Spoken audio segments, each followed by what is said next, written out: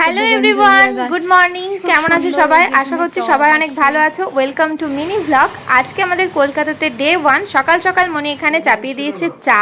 হ্যাঁ, আমি চা তো খাই না, কিন্তু একটা বাড়ি থেকে আরেকটা বাড়িতে এলে সব কিছু গোছাতে টাইম লাগে, তো দুধ ব্রেড এগুলো আনা হয়নি, তো এগুলো তো আনতে হবে, সেই কারণেই তো আজকে একটু চা আর মুড়ি খেয়ে নিলাম সকালবেলা। তারপরে আমাকে এখন ইঞ্জেকশন দিতে আসবে, মানে এই ইঞ্জেকশনটা ডাইরেক্ট দেওয়া যায় না, সেই জন্য স্যালাইনের মাধ্যমে দেবে।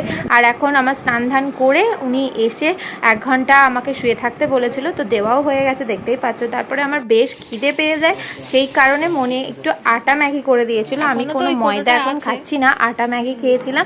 তারপরে একটু বেদানা খেয়ে নিয়েছিলাম। তারপরে মনি রান্না হয়ে গেছিলো, লাঞ্চ করে নিয়েছি। শাক ছিল, ঢ্যাঁড়স ছিল, আর ছিল মাছের ঝাল আর ডাল। তো খাওয়া দাওয়া কমপ্লিট করে সন্ধেবেলা একটু বেরিয়েছিলাম। ভালো লাগলে চ্যানেলটা সাবস্ক্রাইব করো। দেখা হচ্ছে নেক্সট ব্লগে। বাই।